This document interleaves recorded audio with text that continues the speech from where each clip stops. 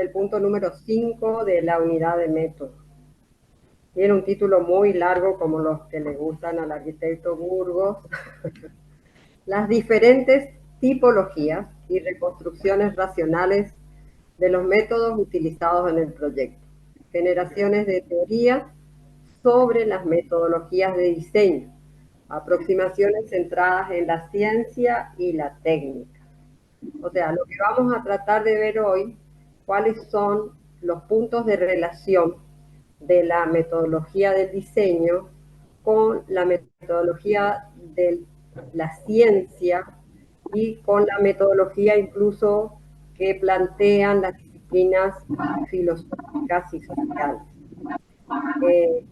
Sobre todo lo que tratemos de centrarnos es en el desarrollo de un ejemplo muy interesante que es la propuesta que hace Rizoma como método, aplicada a la formulación de modelos, en este caso modelos referidos al diseño arquitectónico.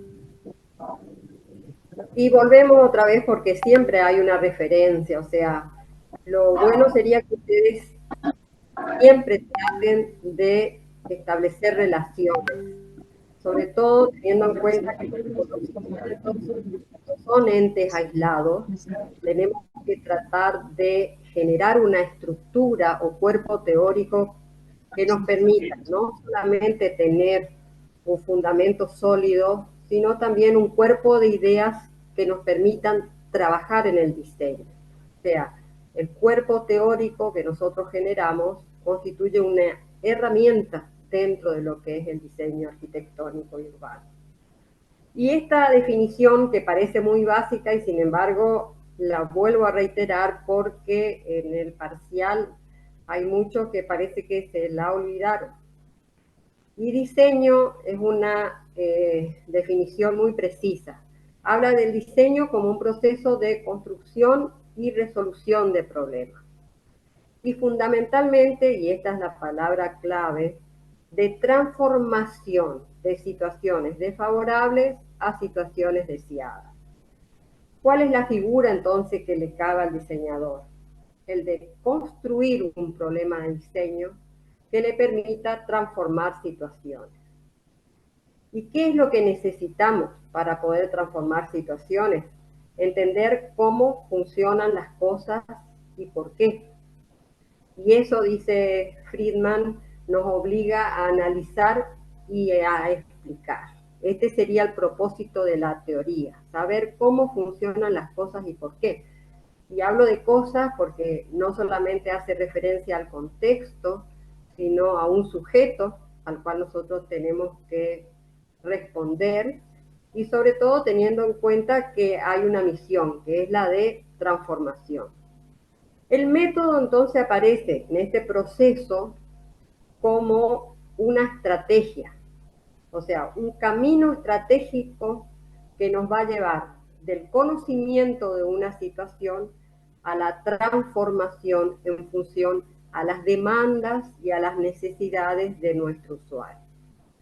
Y acá me gustaría detenerme un ratito porque la entrevista a Murku, que no sé si ya la leyeron o todavía no la leyeron, hay algunos que todavía no, plantea una serie de cuestiones como punto de partida para el inicio de cualquier diseño. Y dice, la base del diseño son las preguntas que nos podemos hacer respecto a lo que nosotros tenemos que transformar.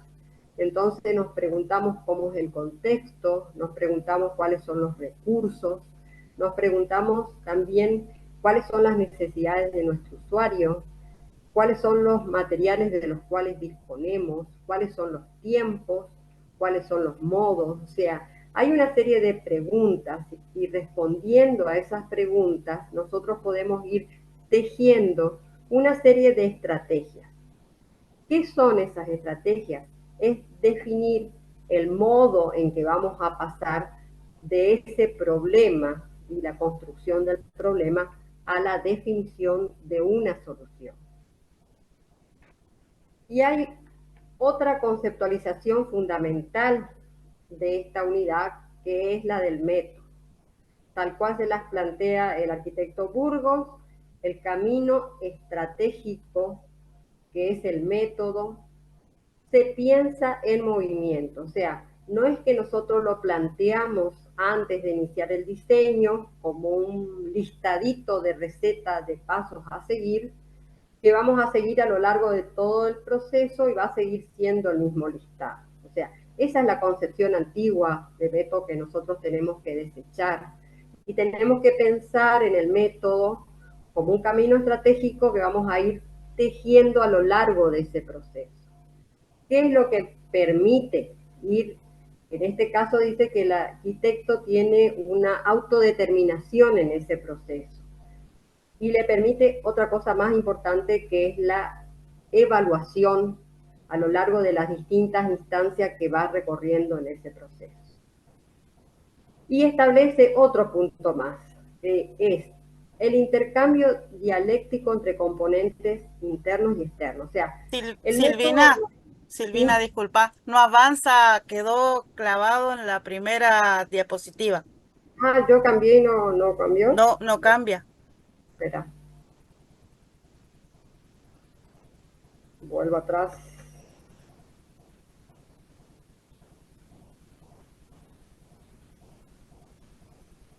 De todos modos, si no avanza, ellos pueden ir mirando, o sea, decirles que vayan mirando la Está en la presentación. tercera, sí, en la tercera hoja, digamos.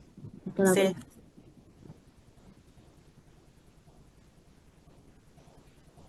Y si lo comparto como PDF, a lo mejor es menos problemático, ¿eh? Lo comparto como PDF, a ver. A ver. Sí, va a ser mejor.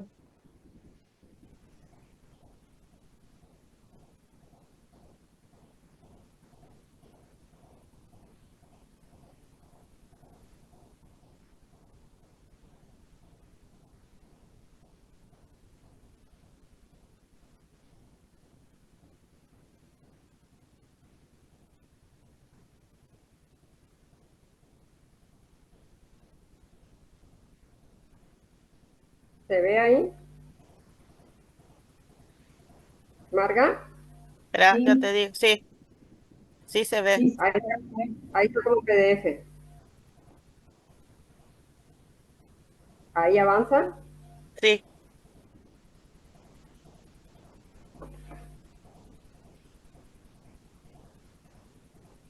Bueno, entonces, continúo. Ese método entonces aparece con intercambio, en un intercambio dialéctico, dice, entre componentes internos que están referidos a la experticia, a los objetivos, a las intenciones y a los conocimientos del diseñador, y componentes externos que tienen que ver con la configuración de la situación en la cual el diseñador tiene que actuar. Entonces, aparece todo como un sistema complejo, digamos, de componentes que también habíamos visto se relacionaban con las funciones que tenían, o sea, cuál es la función del método. Si pensamos en los métodos antiguos, en los que se proponían en una primera instancia, la función del método era prescriptiva y descriptiva, o sea, establecer de qué manera íbamos a transitar ese camino del diseño a través de formular pasos, digamos, que nos iban señalando qué es lo que teníamos que hacer y cómo. O sea, nosotros sabemos que esa es la función que en este momento a nosotros no nos interesa, porque no es así. O sea, el diseño no trabaja como una serie de pasos, sino trabaja como una formulación de tipo estratégica. Y sí se relaciona con esa otra función, que es la función cognitiva comprensiva, sobre la cual nos vamos a detener hoy. O sea, ¿qué es lo que nos aporta ese proceso de conocimiento y de comprensión? Y no es solamente conocer y comprender los componentes internos, o sea, referidos a los procesos del diseñador, sino también los componentes externos referidos al contexto. O sea, hay una doble posición en cuanto al conocimiento de los componentes internos y los componentes externos. Y paralelamente, ese método participa en un proceso de control y regulación de cada una de las instancias que nosotros vamos transitando.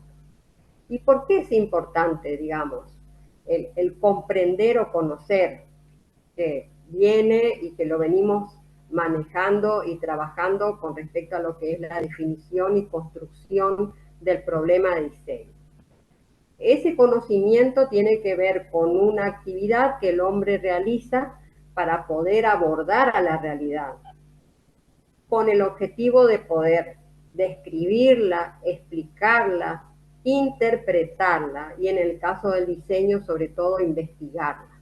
O sea, comprende una serie de acciones que llevan al diseñador a comprender e interpretar a todos los participantes del proceso. ¿Y de qué manera lo vamos a hacer? Existen dos modos o dos formas de acceder a ese conocimiento.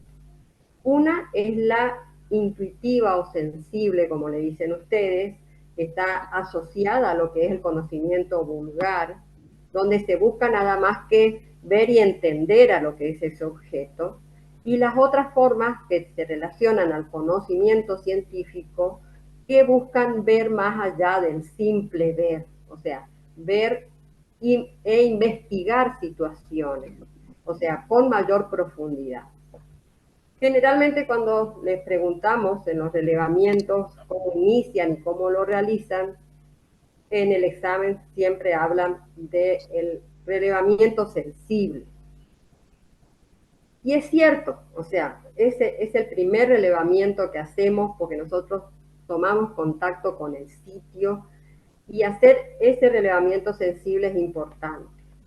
Pero no podemos quedarnos con la información que nos da solamente el relevamiento sensible, porque ahí tenemos un conocimiento que es superficial, tanto del contexto como de los participantes de esa situación, o sea, llámese contexto cultural, contexto social, componentes que están más allá del simple ver. Un ejemplo de esta situación es la consideración de las trayectorias solares. El simple ir y pararse en el terreno no nos va a determinar a nosotros cuáles son las trayectorias solares dentro de esa situación, en los distintos meses del año, incluso en las distintas horas a lo largo del día. Las situaciones de las trayectorias solares van a ir modificándose. Y nosotros tenemos que ajustar nuestras estrategias de diseño a la formulación de un objeto que sepa contemplar la diversidad de cuestiones que plantean las diferentes trayectorias solares a lo largo del año. Y ese conocimiento sensible no es suficiente. Evidentemente vamos a tener que recurrir a un conocimiento científico que nos permita investigar sobre las trayectorias solares en función a las distintas representaciones, ya sea en proyección ortográfica o estereográfica, que nos permitan determinar los diferentes ángulos que vamos a tener de asoleamiento para definir, por ejemplo, las protecciones o diseñar los distintos aventanamientos que va a tener nuestra fachada. Entonces, tenemos dos caminos, nosotros como profesionales, si bien ese conocimiento vulgar va a ser el inicio del reconocimiento de esa situación, es el conocimiento científico el que nos va a dar los instrumentos objetivos y racionales para operar de manera más efectiva. Tenemos que tener en cuenta que dentro de lo que es el conocimiento científico, no existe una visión estática del conjunto de los conocimientos con los cuales nosotros contamos para trabajar, porque el conocimiento científico está en constante progreso y evolución. O sea, las herramientas con las cuales nosotros contamos ahora para representar, para investigar, no son las que teníamos nosotros cuando empezamos, cuando éramos alumnos, porque no existían los modelados 3D, porque no existían las computadoras. Entonces las representaciones se planteaban y se investigaban desde otro punto de vista. De manera tal que hoy, por ejemplo, tenemos instrumentos que nos permiten verificar nuestro proyecto mediante los diagramas de trayectorias solares que generan un simulador de trayectorias solares en proyección cilíndrica, cosa que antes nosotros teníamos que hacer a través del dibujo y la representación o a través de las maquetas, o armando un heliodón, que era la tercera opción con la cual nosotros contábamos.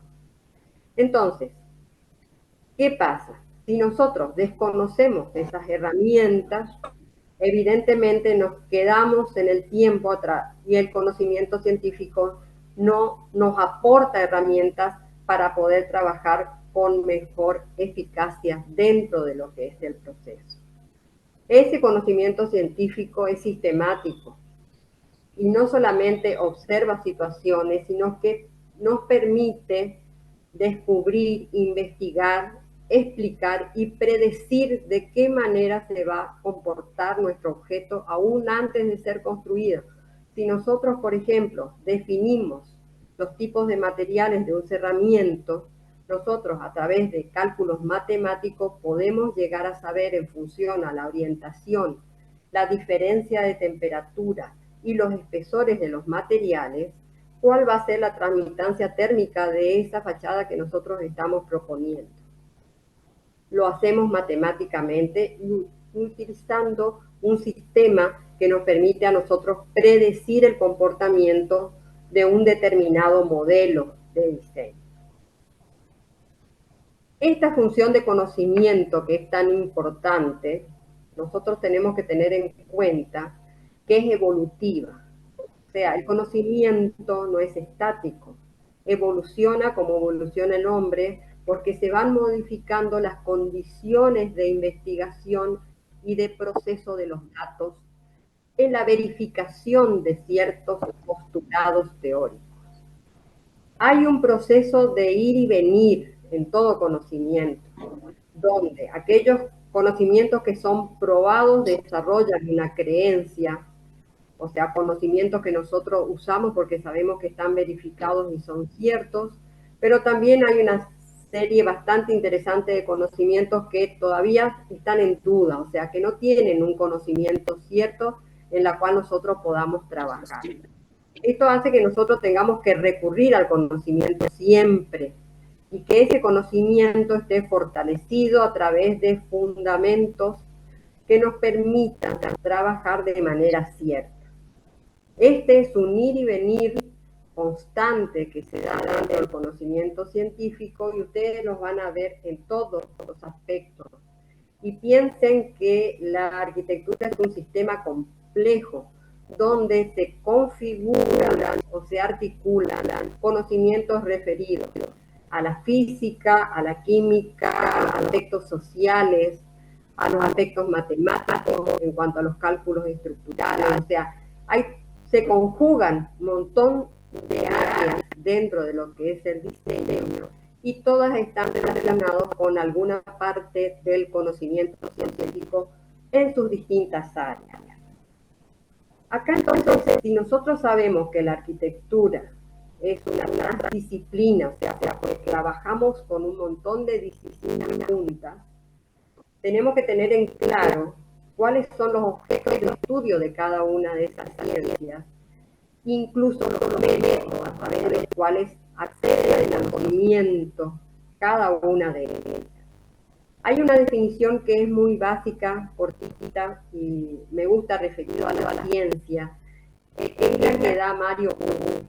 O sea, la ciencia es un conocimiento racional, sistemático, exacto, verificable, y dice que el conocimiento infalible. O sea, no es un conocimiento que es certero sí o sí. O sea, tiene que pasar por un proceso de verificación o validación que es permanente. Y hace referencia al conocimiento como un proceso de interpretación, de descripción y de explicación. En nuestro caso, si piensen en la lectura que plantea Martínez Sara, se está refiriendo al conocimiento del contexto, del sujeto y el objeto. Y es racional porque utiliza términos o proposiciones que son lógicas. Por en la unidad de lógica existe toda una estructura que avala el pensamiento racional y la propuesta de razonamiento que nosotros hacemos cuando formulamos una fundamentación, tiene que ver con esas proposiciones y razonamientos lógicos. También es sistemático, porque no son conocimientos que nosotros colocamos en una bolsa, uno arriba del otro, sino que son conocimientos que se encuentran estructurados y ordenados en un sistema. También claro, porque es exacto, porque es claro y preciso, tiene lenguaje que es propio, o sea, nosotros no nos manejamos con el mismo lenguaje en el cálculo de estructura, por ejemplo, con el cálculo de los componentes químicos, con el material, o en el área social, por ejemplo, en el análisis y la investigación de los grupos sociales, o sea, cada grupo de conocimiento tiene una metodología propia y tiene un lenguaje claro y preciso relativo al área sobre el cual se trabaja. Siempre considerando que eso con el verificable, o sea, acá está medido constantemente a prueba. El hecho, por ejemplo, no es lo mismo de buscar superficies que controlen el ingreso de calor en los interiores, es fundamental. Nosotros tenemos temperaturas muy altas y los paramentos están expuestos a una doble radiación, o sea, la radiación que viene del sol directamente y la radiación de la temperatura del aire. Entonces es importante considerar, por ejemplo, la resistencia de una inmediata a la función y a la tercera que va de la totalidad al sistema. Y aquí existen, o sea, no es que ustedes van a analizar y investigar sobre de qué manera los dispositivos de materiales transmiten determinadas cantidades de calor en función a los sucesores y a su ubicación. Para eso están las normativas, o sea, normativas, la OMS la OMS 101 establece que fueron formulados justamente a través de una metodología de investigación científica el aislamiento térmico que va a valer un determinado procedimiento. Y en base justamente a este proceso de experimentación y de comprobación científica que requirieron también formulaciones matemáticas, cuál es la transmisión térmica de los distintos procedimientos, ya sea una aromatización, un bloque de hormón, un ladrillo hueco de índice o un ladrillo hueco de índice, o un ladrillo hueco entero, o sea, hay distintas modalidades de herramientas que van a tener distintos comportamientos dentro de lo que hace la consideración de la ignorancia térmica, que determinan su verificación, por ejemplo, en las distintas zonas climáticas, sea zona cálida, templada o fría, o sea, cuáles son los que participan o no de cumplimiento, digamos, de las normas mínimas que hay a la realidad del y estas son todas herramientas, y estas herramientas surgen de un proceso de conocimiento. Y ese proceso de conocimiento lleva tras de sí una metodología de abordaje de esa situación. Nosotros, lamentablemente, en nuestra facultad no contamos con gabinetes de experimentación. Sí viene de la facultad de ingeniería, donde nosotros podamos llegar a trabajar con experimentaciones en el área de la consideración de los materiales, que es algo que nuestra facultad, digamos, aparece como faltante. ¿Cuál es la naturaleza que tienen las metodologías de los distintos tipos de ciencia? Y acá me detengo. ¿Cómo podemos clasificar las ciencias y cuáles serían las metodologías propias de cada uno de los grupos de clasificados de ciencia? Esta primera clasificación que ya habla de clasificar la ciencia según el tipo de objeto de estudio. Las ciencias formales son aquellas que trabajan con objetos reales y las ciencias fácticas, que son aquellas que trabajan con hechos o sucesos. O sea, dentro de estos sucesos se dividen en ciencias de la naturaleza y ciencias sociales. En ciencias de la naturaleza, donde los objetos de estudio son ya sea los vegetales, los minerales y los objetos físicos, o sea, la biología, la física, la química, y dentro de lo que es las ciencias sociales, donde aparece la antropología, la sociología, la psicología y la economía, donde el objeto de estudio es el grupo humano o el grupo social. Las ciencias formales tienen que ver justamente con los objetos ideales, o sea, trabaja con entes abstractos, como ser la lógica y la matemática. O sea, no son objetos reales, son objetos ideales. Las ciencias fácticas, en cambio, trabajan con objetos que son reales, tanto hechos o sucesos, pero referidos a objetos reales.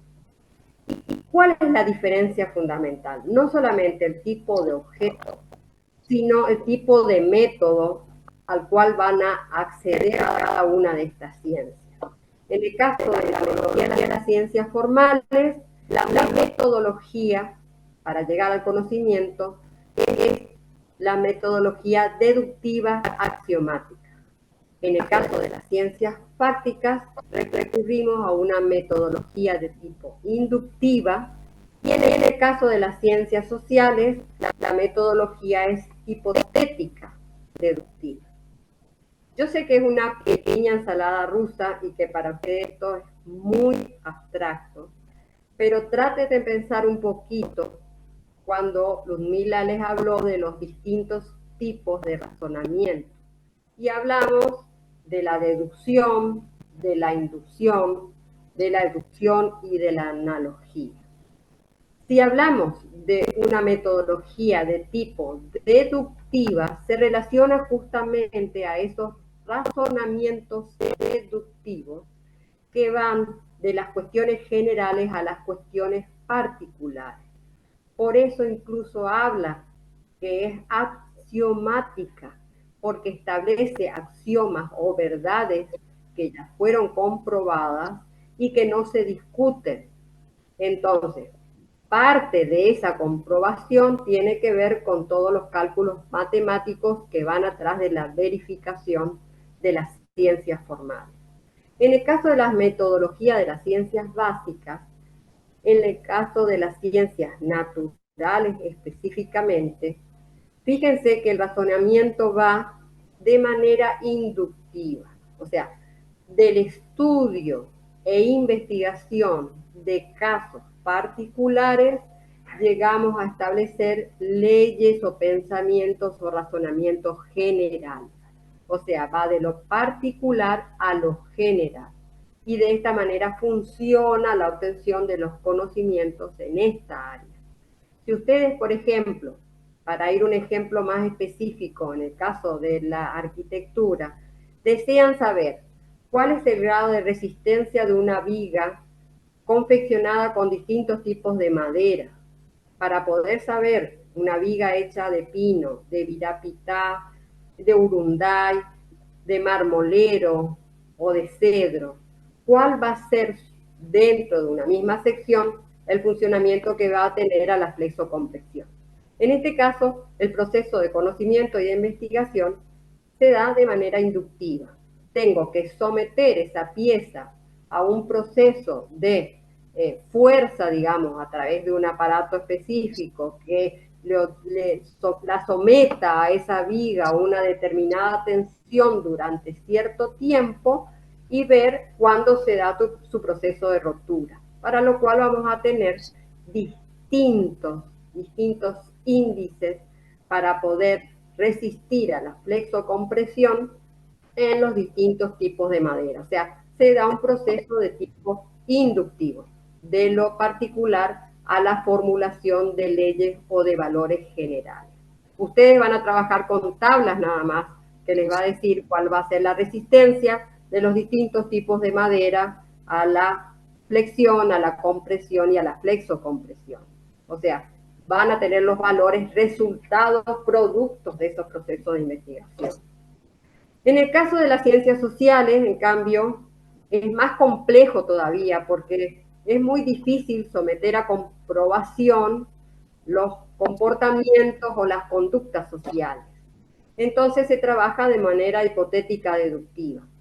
se formulan determinados modelos que nos permiten estudiar o explicar los comportamientos sociales y se plantea una hipótesis de las razones por las cuales se formulan o se establecen, pero sin poder llegar a establecer una previsibilidad en los comportamientos de los grupos sociales si las condiciones contextuales se modifican. O sea, el mismo grupo social, en distintos contextos, en distintas épocas, pueden llegar a comportarse de distinta manera. O sea, no es previsible, no puedo formular o hacer leyes de comportamientos de los grupos sociales.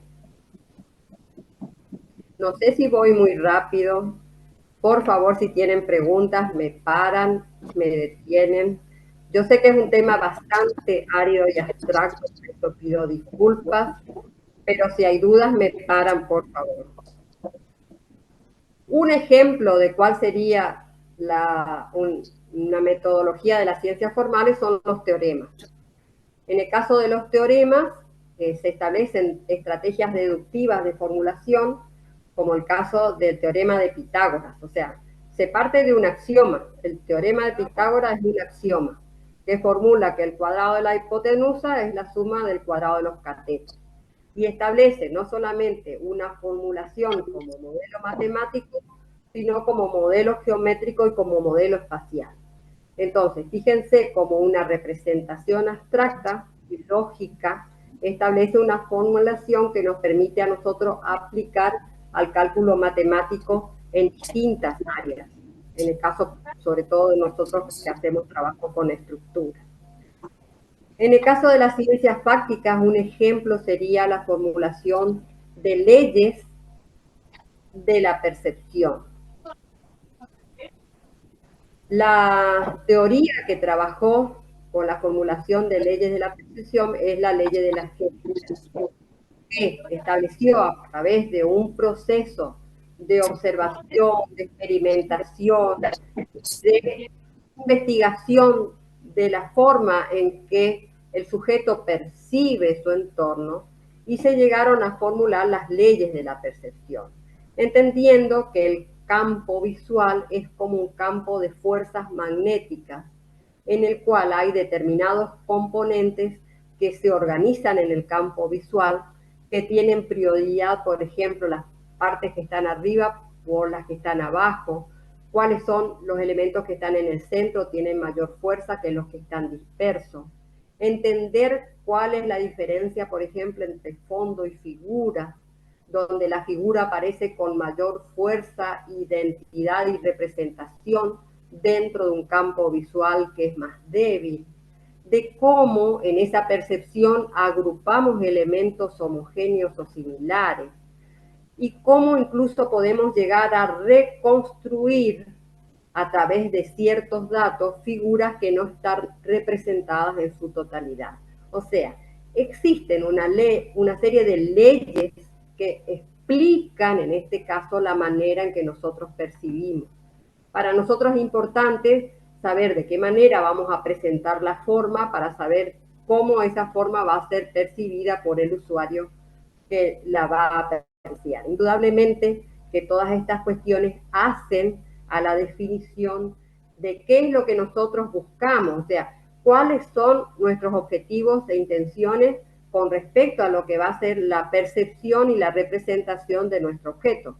Justamente el conocimiento de estas leyes de la percepción nos permiten tener fundamento o una base cierta a la hora de establecer el tipo de representación o de objeto que nosotros queremos representar en nuestro objeto arquitectónico. El otro ejemplo sería el de las estrategias hipotéticas deductivas. ¿Qué plantea Popper para las ciencias fácticas? Dice, con respecto a los hechos sociales, que la teoría aparece como una herramienta para generar una proposición o un modelo que explique la manera en que ese grupo social se comporta. O sea, nosotros vamos a intentar dar una explicación de por qué cierto grupo social se comporta de determinada manera. Y en este caso, lamentablemente, no hay un camino único. Generalmente aparecen distintas teorías que van a explicar desde distintos puntos de vista el comportamiento de los grupos sociales.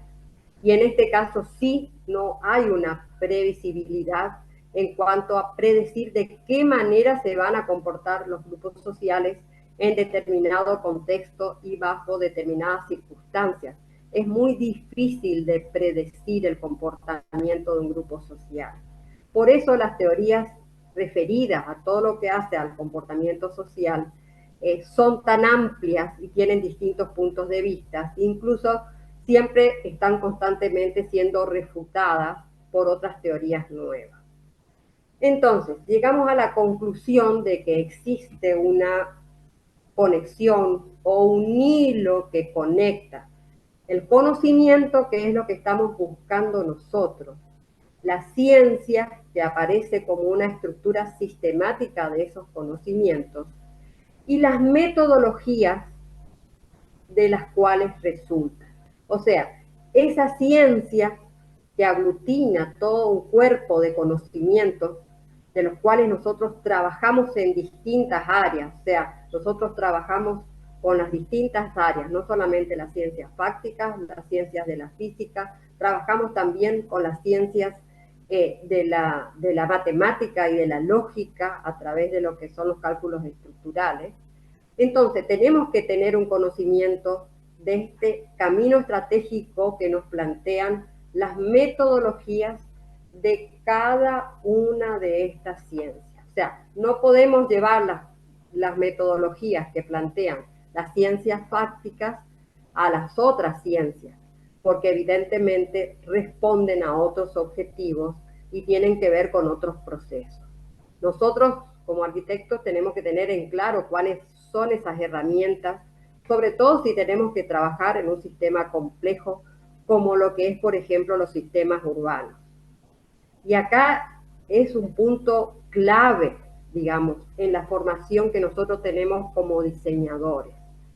Siempre que nos dan un tema y parece ser que nos concentramos en el terreno y en la resolución del caso, y nos olvidamos que ese tema y ese caso está inserto en un contexto más grande que es el contexto urbano. Y ese contexto urbano es muy complejo porque tiene varias capas, o sea, no solamente hace al contexto físico o geográfico, el contexto cultural que se presenta, sino también tiene que ver con el contexto social, que generalmente nos olvidamos, o sea, nosotros no estamos diseñando como escultores, estamos diseñando para dar respuesta a un grupo humano. Y los que no, yo creería que ya la mayoría cursó urbanismo o está cursando, no pueden dejar de ver el planteo de Jan Gehl respecto a los procesos que propone de aproximación al estudio e investigación del espacio urbano.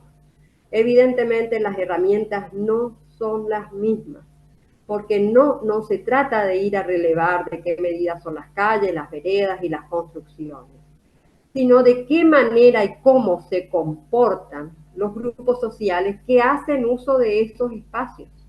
Nosotros estamos diseñando espacios que van a ser usados y el generar espacios que tengan que ver con esos comportamientos es clave. No podemos desprender el medio físico del medio social en el cual están insertos. Entonces, fíjense que Jan Gehl hace un planteo de cuáles serían las estrategias metodológicas para acercarse a ese espacio público, de manera de considerar todos estos componentes que aparecen como muy complejos. Entonces, el relevamiento físico es solamente el inicio, parte de otra serie de elementos que son, por ejemplo, fotografiar, buscar rastros, traquear y trazar, o sea, establecer de qué manera y cómo se realizan esos comportamientos, en qué horario, cómo se movilizan y sobre todo el por qué lo hacen, porque eso nos va a dar cuerpo de ideas que a nosotros nos va a permitir diagnosticar una situación de manera objetiva. Y fíjense que estamos hablando todo de herramientas, y estas herramientas forman parte de esas estrategias metodológicas de las cuales nosotros estamos hablando. Entonces, el método parece ser que no se agota en una serie de pasos para llegar al diseño, sino que tiene que ver con una serie de estrategias que nos permitan a nosotros generar conocimientos válidos para construir un problema de diseño que nos permita transformar una situación de manera eficiente. Y ahora podemos, con este cuerpo bastante denso y abstracto, reflexionar. O sea, por un lado tenemos un cuerpo de conocimientos, de ciencias, de herramientas, y por otro lado tenemos un mundo y una sociedad en permanente cambio. Y parecería ser que eso es lo único permanente que está cambiando. ¿Cuál sería entonces el marco teórico que a nosotros nos permita trabajar esta complejidad? O sea, conocimientos, herramientas tecnológicas y por otro lado una sociedad y un mundo en permanente cambio. Ahí es todo un desafío. O sea, yo no puedo decir cuál es el marco teórico, si hay uno o tienen que ser muchos. O sea, yo creo que cada situación amerita la búsqueda de un marco teórico que me permita parar y mirar con objetividad una situación para poder resolverla. Y ese es el primer paso.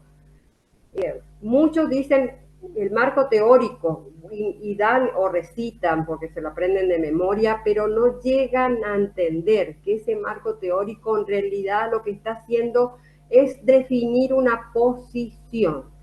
¿Dónde me paro yo para poder analizar una situación que tengo que resolver?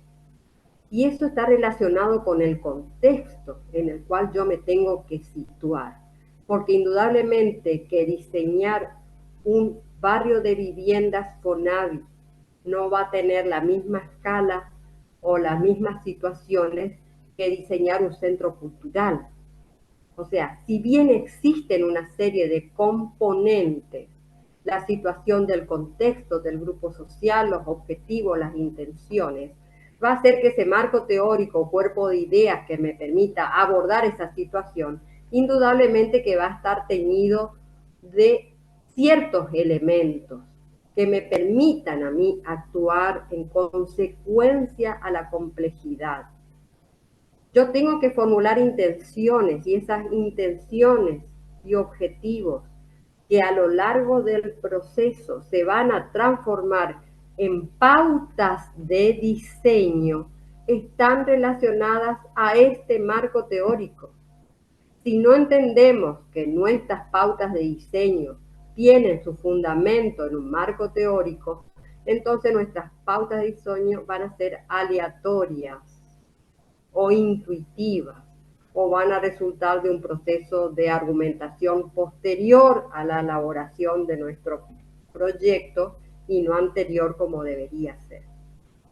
Entonces, las estrategias parece ser que tienen un lugar muy importante en este proceso, porque me van a permitir saber cómo voy a ir a lo largo de ese proceso y fundamentalmente construir un modelo hipotético de cómo debería ser.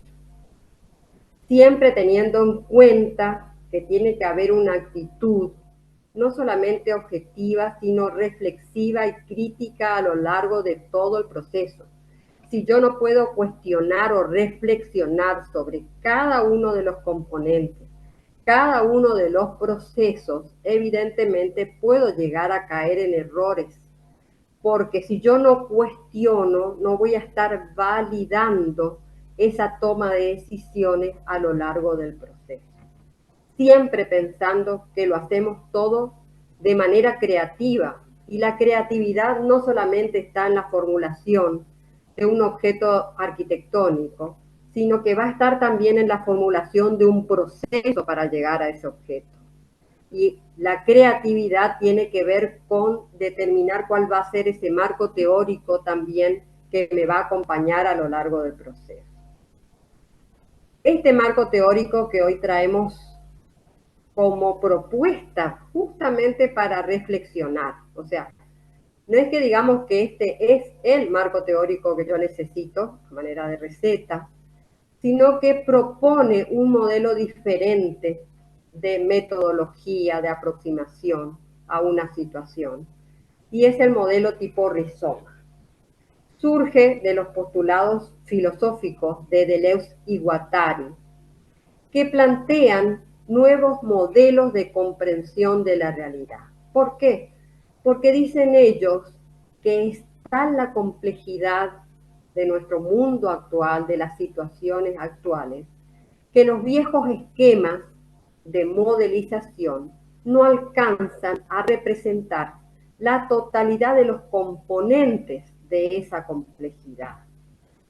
Y si ustedes se detienen, y yo sé que es absolutamente abstracto, y no solamente abstracto, sino que también es complicado entender la estructura de rizoma, pero que a la larga les pueden generar elementos que les sirvan a usted para plantear nuevas hipótesis de formulación de problemas, de metodologías y de situaciones.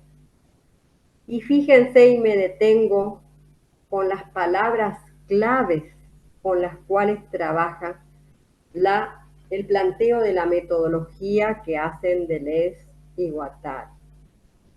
Una de las palabras claves es la multiplicidad. O sea, porque no es ni uno ni varios, sino hay una multiplicidad de componentes en todas las situaciones que el hombre tiene que abordar para resolver. Y que a su vez es necesario definir una territorialidad. ¿Qué quiere decir?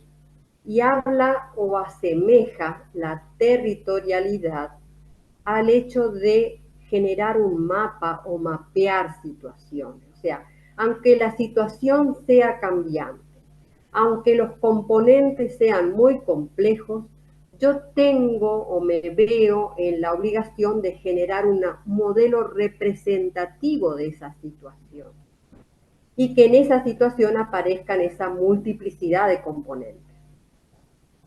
Y no solamente eso, sino que esos componentes se aglutinan, por eso habla de segmentariedad, y van componiendo, generando capas como bloques significativos.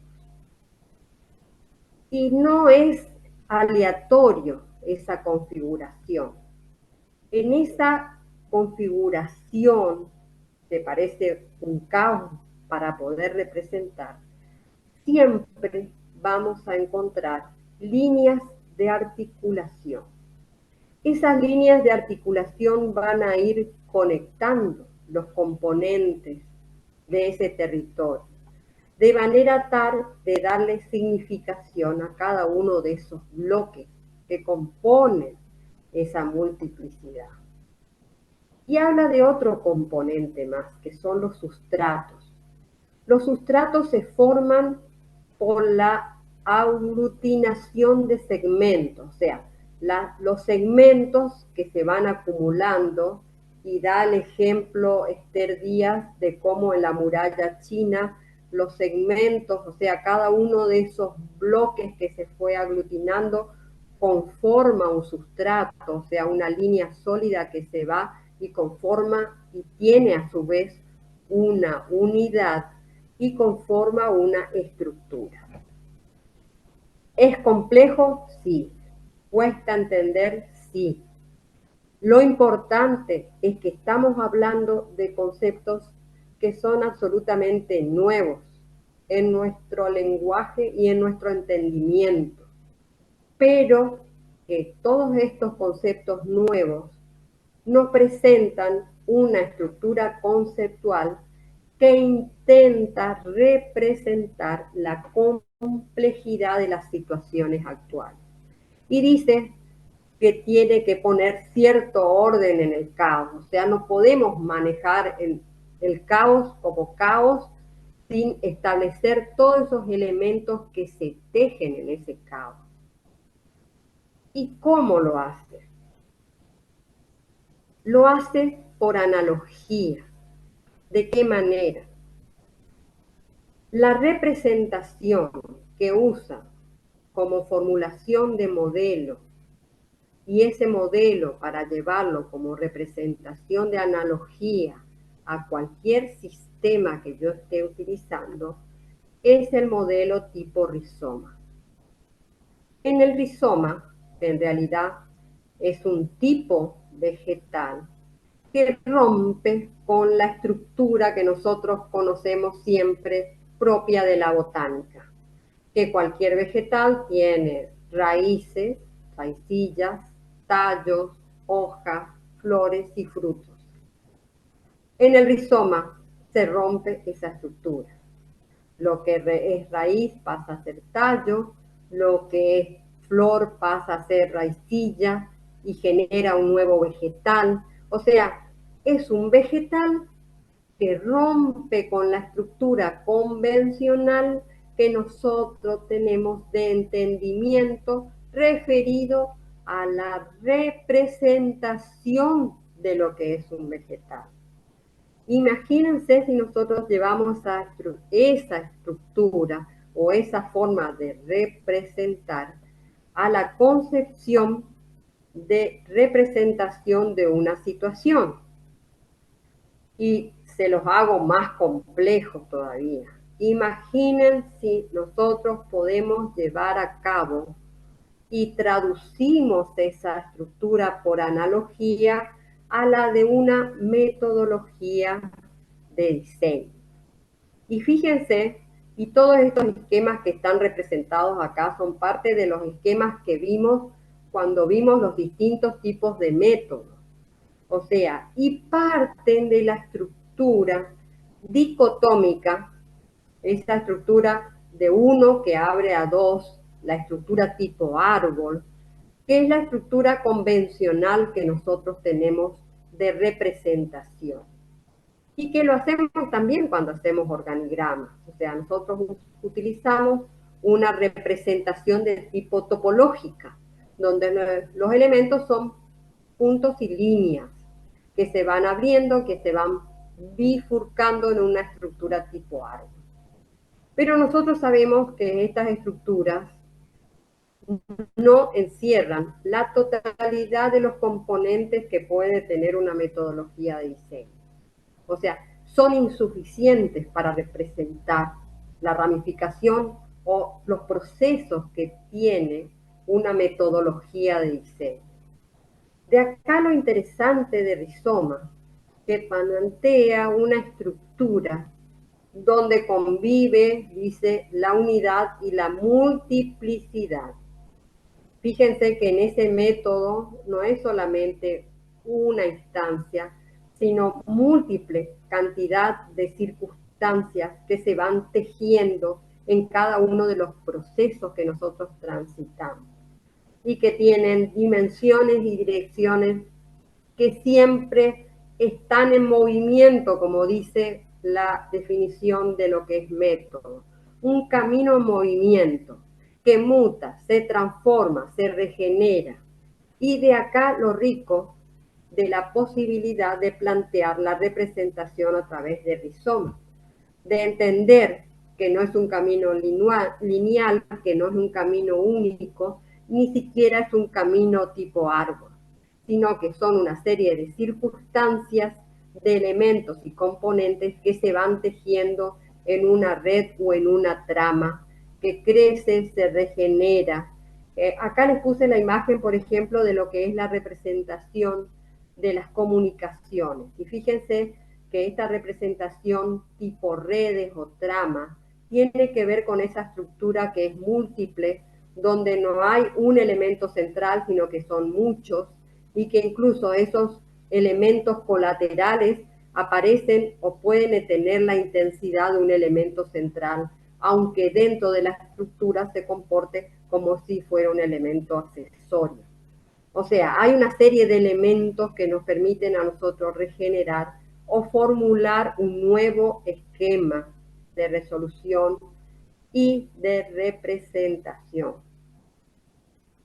Y él hace la analogía, Deleuze como un filósofo hace, y en este caso nosotros no les damos el libro de Deleuze porque es bastante abstracto para entenderlo, sino que les damos un texto de la filósofa Esther Díaz, que habla sobre el proceso de interpretación de lo que es la obra de Deleuze.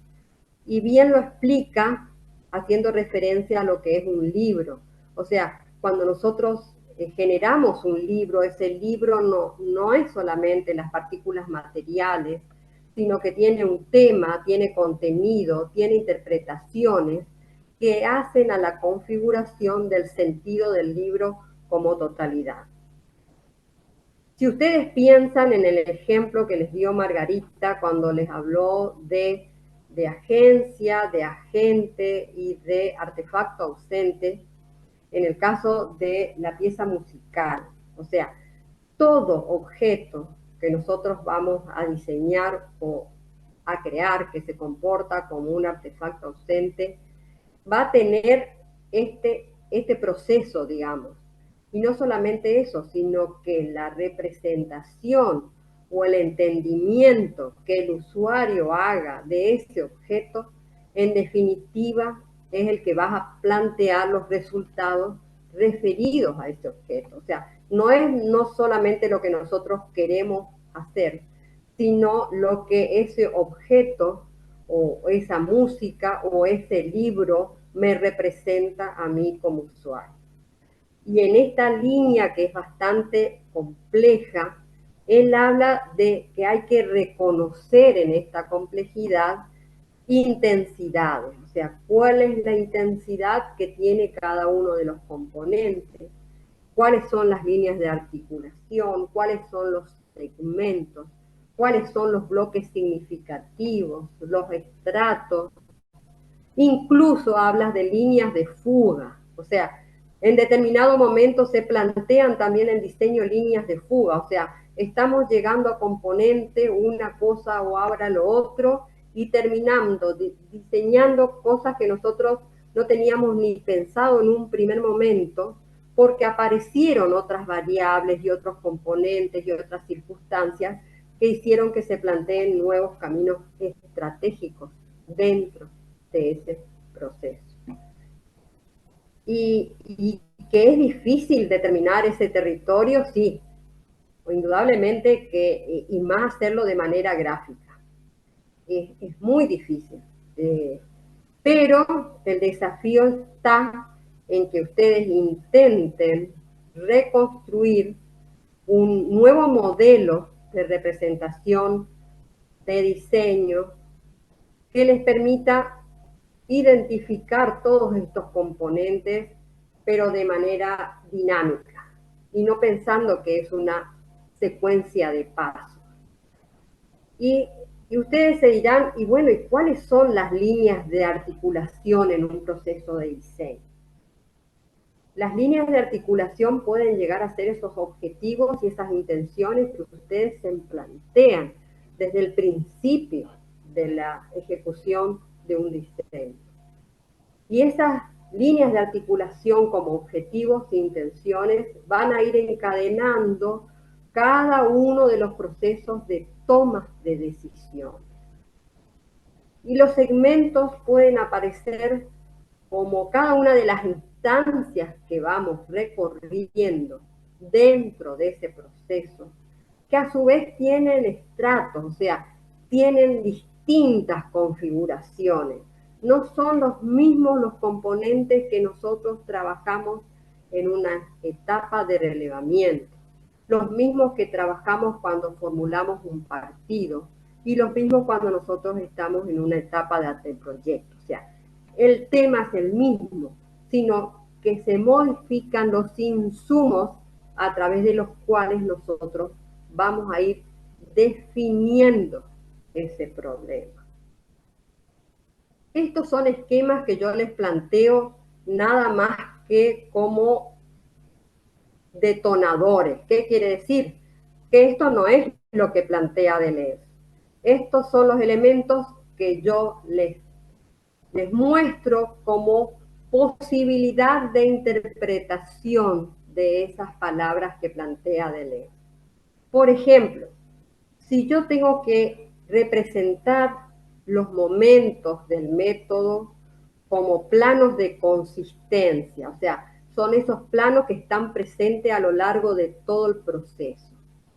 ¿Cuáles serían esos planos de consistencia y qué configuración tendrían? O sea, ¿serían planos horizontales, uno atrás del otro, uno superpuesto con otro, o planos verticales que se van moviendo, digamos, generando un helicoide?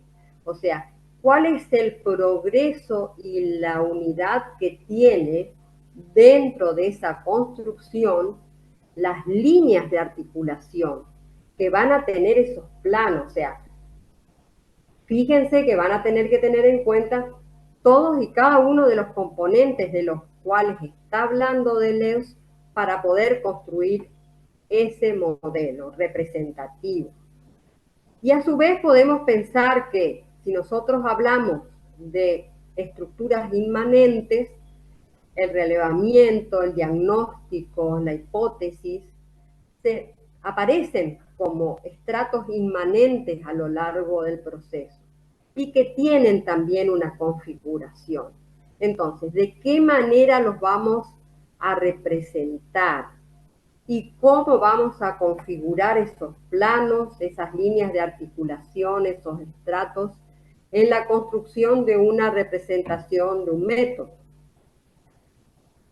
Y todo, y para ser más complejo todavía, teniendo en cuenta que existen bloques significativos. ¿Qué quiere decir eso? Nosotros pensamos cuando diseñamos que existen distintos componentes que hacen a la definición del objeto arquitectónico y que tienen una significación.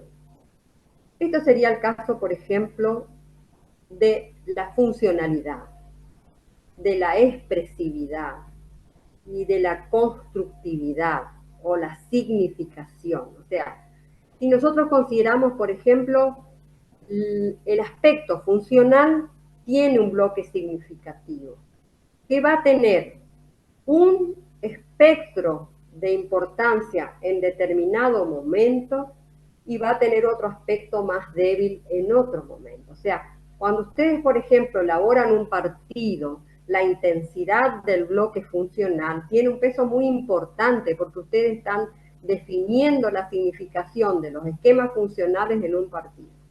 Y sin embargo, cuando van a formular el anteproyecto, ya lo funcional va a dejar paso a la definición de los aspectos constructivos y tecnológicos, que va a tener otra intensidad.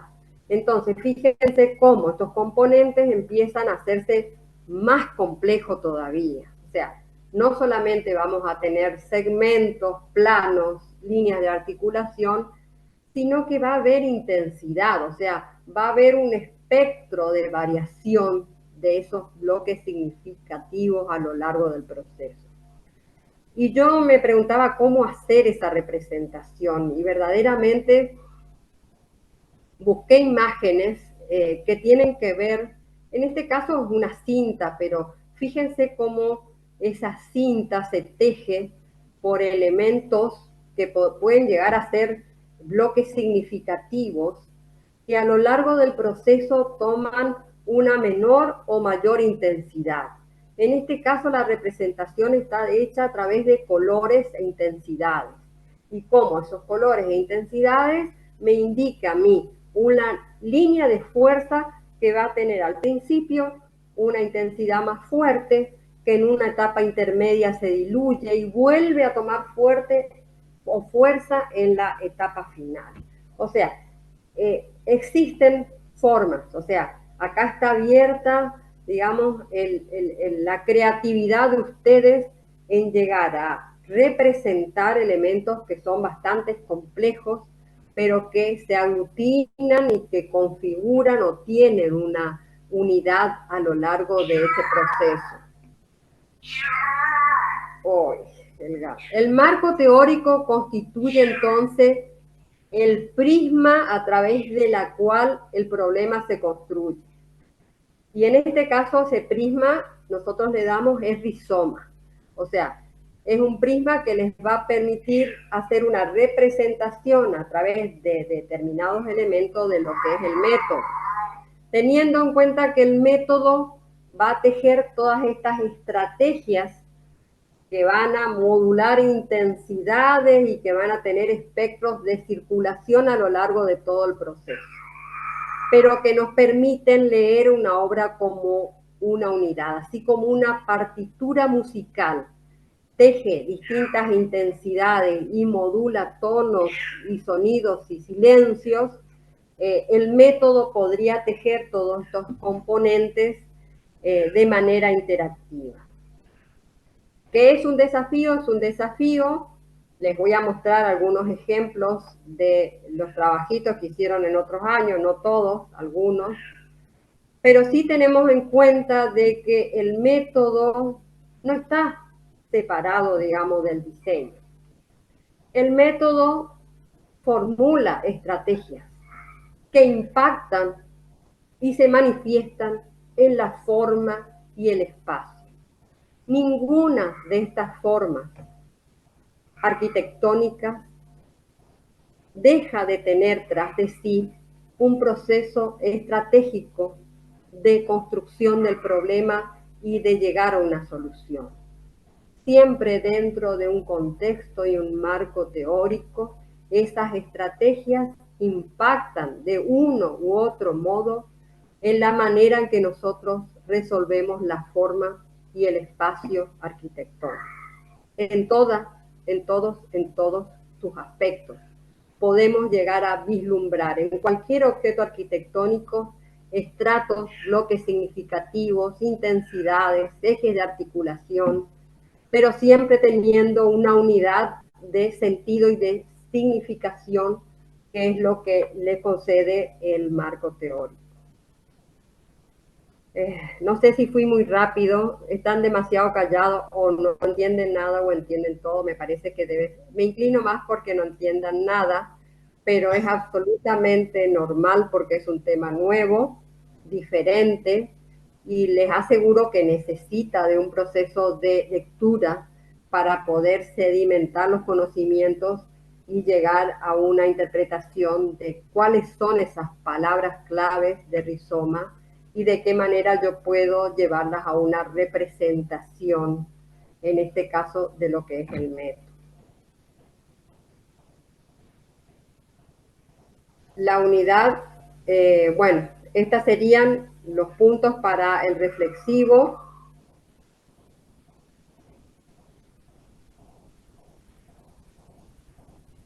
No sé si ya bajaron o tienen stand, ya les publiqué el reflexivo, las palabras claves de rizoma, la estructura, aplicar esa estructura de rizoma a un modelo de método de diseño, justificando la respuesta, y ejemplificar en la construcción de un modelo de método de diseño que debe ser gráfico, detallando los componentes en función a las invariantes del método de diseño. Y para la bitácora, investigar sobre el concepto de rizoma y reflexionar sobre su relación con la arquitectura con un ejemplo de una obra, que les permita a ustedes trazar puntos de conexión, digamos, en cuanto a la representación. Voy a dejar de compartir.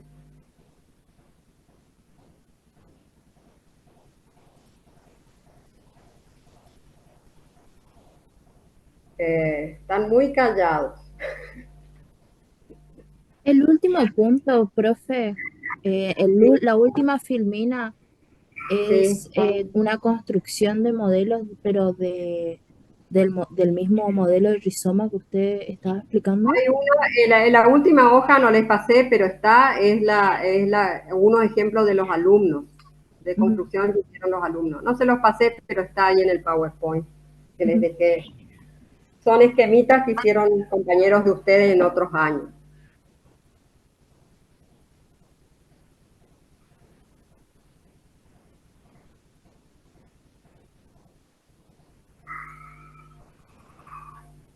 Bueno, no sé si deben tener muchas preguntas y esto darlo encima virtual es muy feo. Sobre que es un tema abstracto, darlo virtual es peor todavía. Pero bueno, en la medida que vayan surgiendo preguntas o tengan consultas, después podemos ir viendo cuando tengamos clase presencial. Yo diría que el reflexivo lo van a entregar presencial, cuando nos podamos juntar, cuando paren un poquito los paros, vayan juntando los reflexivos y los van a entregar todos juntos, ¿sí?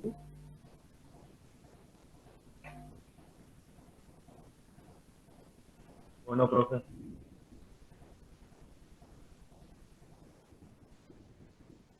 ¿Cuándo estarían las notas de los parciales? Yo tengo corregido mis parciales, pero tengo que pasarlas. Cuando las pase las notas, se las paso por correo.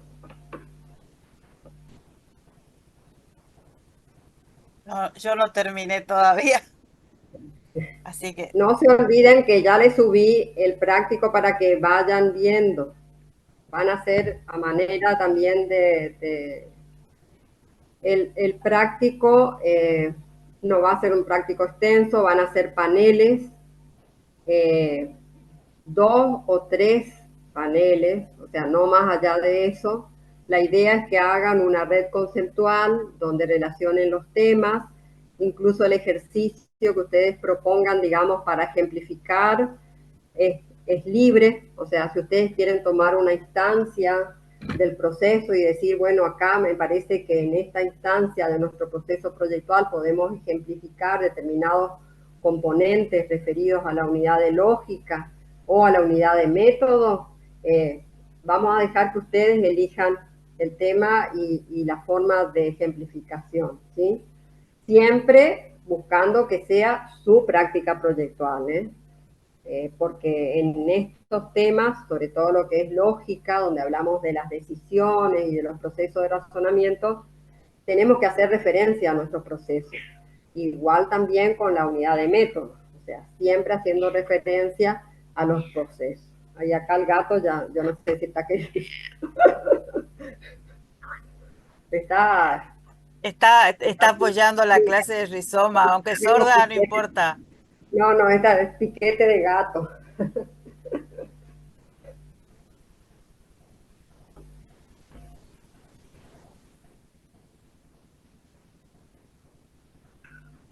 ¿Alguna pregunta puntual así? La construcción del modelo es gráfico.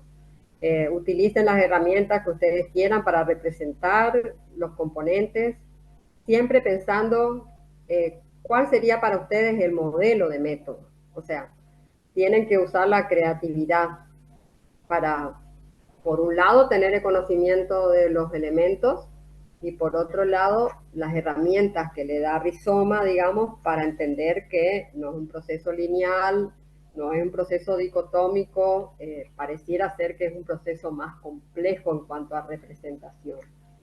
Y bueno, buscar las herramientas en un ejercicio creativo de representación de lo que podría ser un modelo de diseño. Oh, se me viene otra vez el gato. ¿Dónde? ¿Qué? Dice, ¿dónde las cargo? ¿Qué es lo que quiere cargar?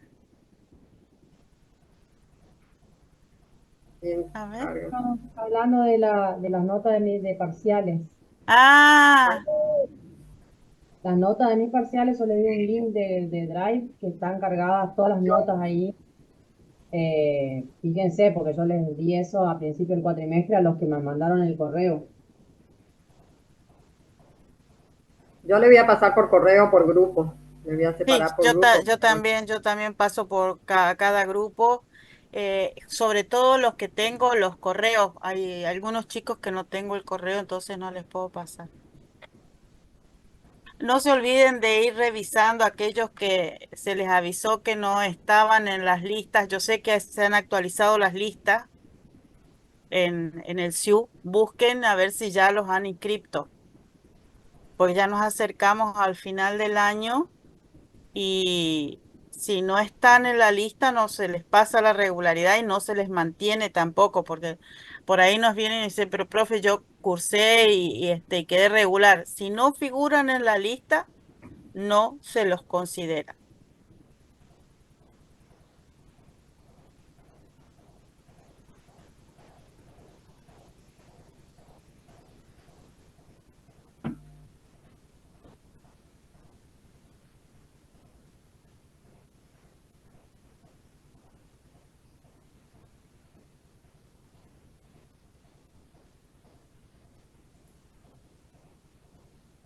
¿No hay más preguntas?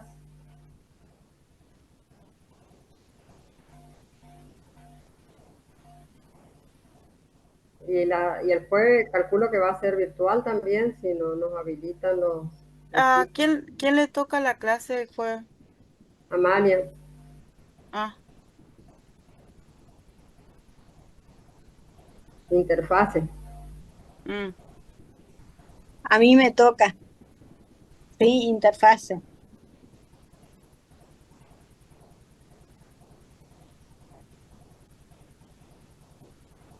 De todos modos, yo le voy a llamar al señor a ver si ellos trabajan el jueves, podemos dar clase. Si no, Y los que tienen que rendir el parcial, sí, también. Que estén atentos al primer día de clase, presencial, por supuesto. El jueves no hay paro, me parece. Sí, sí, es toda la semana. ¿Sí? Profe, ¿qué tal? Buenas tardes. Sí, Una consulta con respecto al parcial. sí. O sea, ¿la fecha que estaba prevista no va a ser? ¿O cambió? ¿O por qué?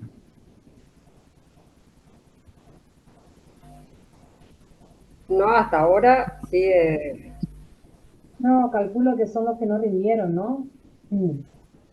claro, es los Ah, ok, chicos que ok.